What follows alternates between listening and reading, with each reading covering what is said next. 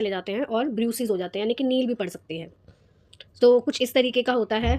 तो हम खून को जो रोकने के लिए गॉस पीस लगाते हैं ताकि ब्लड रुक जाए। उसके अलावा आप मैनेजमेंट कैसे करोगे हैमरेज का?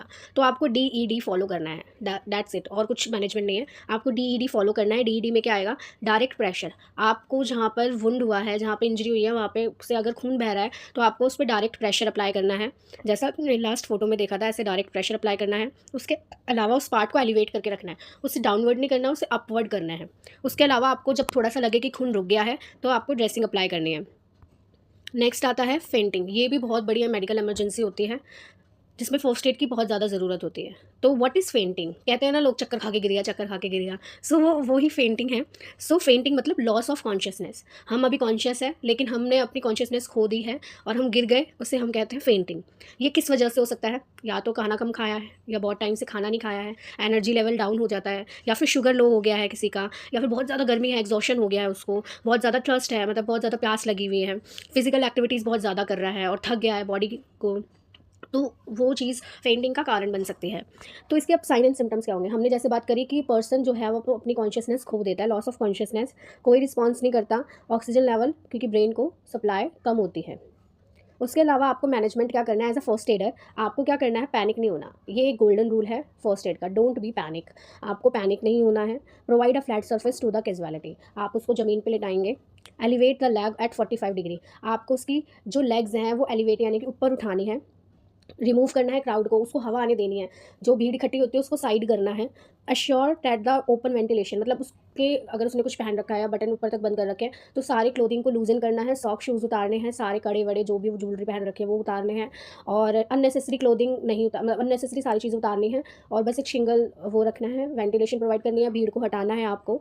उसके अलावा एयरवे ब्रीदिंग और सर्कुलेशन आपको चेक करना है, अगर वो रिस्पॉन्स चेक करना है, ठीक है। अगर वो रिस्पॉन्स नहीं कर रहा है, अगर सर्कुलेशन, एयरवे, ब्रीदिंग वो भी नहीं चल रहे हैं, तो you have to start the CPR, ठीक है। उसके अलावा आपको कॉल करना है एम्बुलेंस को। सो आपको कुछ इस तरीके से एट द 45 डिग्री आपको जो है लेग्स को एलिवेट करना है। अब नेक्स्ट आता है सीजर्स। सो सीजर्स, अगर हम नॉर्मल भाषा में बात करें तो हम सीजर्स को फिट्स कहते हैं। लोग कहते हैं ना मिर्गी का दौरा, तो उस तरीके का मतलब उसको ही हम सीजर्स कहते हैं। तो सीज़र एक तरीके की सडन अनकंट्रोल्ड और बर्स्ट इलेक्ट्रिकल एक्टिविटी होती है हमारी ब्रेन में। हमारे ब्रेन में बहुत सारे नर्व्स का जाल है, ठीक है। जब उसमें एबनॉर्मल एक्टिविटीज़ होने लग जाती हैं तो उससे बॉडी अनकंट्रोल हो जाती है और सडन सडन ऐसा होता है। इसका कारण क्या हो सकता है? हो सकता है उसको कोई प्रीवियस हिस्ट्री हो मिर्गी की, या फिर कुछ भी कह लो। उसके अलावा ब्रेन इंजरी, कभी ब्रेन इंजरी हुई हो, या ब्रेन इन्फेक्शन हुआ हो, या फिर बहुत ज़्यादा हाइपरथर्मिया यानी कि बहुत ज़्यादा बुखार रहा हो, उसकी वजह से भी सीजर्स आ जाते हैं। तो अब इसका साइन एंड सिम्टम्स क्या होगा? जिसको सीजर्स आ रहे हैं, जिसको फिट्स आ रहे हैं, वो पर्सन कैसा, उसमें हमें क्या क्या देखने को मिलेगा? तो सबसे पहला जर्की मूवमेंट्स करेगा, वो एकदम से हिलने लग जाएगा। शेकिंग द एक्सट्रीमिटीज, अपने हाथ पैर हिलाएगा लाइक दिस, आपको पता चल जाएगा। और देखो इसमें ये इसके जो है, देखो ये इसके नकल्स देख रहे हो आप, बहुत अकड़ गए हैं, उसके पैर अकड़ गए हैं। अब इसका मैनेजमेंट आपको क्या करना है? देखो बहुत तो मिथ्स हैं कि सीज़न में जूता सूंघाना चाहिए, ठीक है, उसके दांतों में चम्मच दबाना चाहिए, ऐसा कुछ भी नहीं करना है। आपको ये ध्यान रखना है कि आपको क्या करना है और क्या नहीं करना है। सो व्हाट टू डू और व्हाट नॉट टू डू। सबसे पहला आपको क्या करना है? आपको उसका रिस्पॉन्स चेक करना है। अगर उसके मुंह में कुछ भी रखा हुआ है, फ्लूइड है, या वो खाना खा रहा था उस टाइम पे उसको आ गया, तो उसको लेफ्ट लेटरल पोजीशन देनी है ताकि वो एस्पिरेट हो जाए, बाहर निकल जाए, नहीं तो वो अंदर स्टक हो जाएगा गर्दन में। उसके अलावा रिमूव करना है क्राउड को, और जितने भी ऑब्जेक्ट्स हैं, शार्प ऑब्जेक्ट जो भी इंजर्ड कर सकते हैं, उन सबको हटाना है साइड से। उसके अलावा सीजर्स का टाइम नोट करना है। आप उसको रिस्ट्रिक्ट नहीं करोगे, जिसको सीजर आ रहे हैं उसको let be complete the seizure, ठीक है। आप उसको बस इंजरी से बचाओगे, आप उसको बांधोगे नहीं, उसके हाथ पैर नहीं पकड़ोगे। उसके अलावा keep the soft cloth under the head, head के नीचे कुछ पिलो या सॉफ्ट चीज़ें रखनी है। After the that check for ABC, अगर जब वो कंप्लीट हो जाता है सीजर, आपको उसका रिस्पॉन्स चेक करना है, एयरवे सर्कुलेशन ब्रीदिंग चेक करनी है। अब आपको क्या नहीं करना है?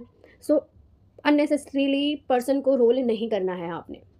उसके अलावा उसको रिस्ट्रेन नहीं करना, मतलब आपको हाथ पैर नहीं पकड़ने उसके, उसको करने दो जो वो कर रहा है। उसके अलावा don't apply anything in mouth, आपको मुंह में कुछ भी नहीं देना कि पानी पी लो, ठीक है, या चम्मच लगा दो, ऐसा कुछ नहीं करना। उसके अलावा don't away from the casualty, और आपको उससे दूर नहीं जाना है, आप उसके पास ही खड़े रहना है।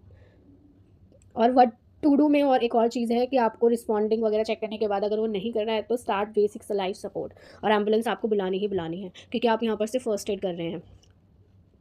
सो बेसिक लाइफ सपोर्ट की हम क्लास अगले दिन लेंगे। नेक्स्ट वीडियो में बेसिक लाइफ सपोर्ट की क्लास आएगी, बहुत ही कंसाइज वे में समझाया जाएगा what is BS BLS। Okay, I hope you like this video. If you have any doubt, you can comment. I'll surely answer. And if you like the video, like, share, comment, and subscribe my channel. Thank you.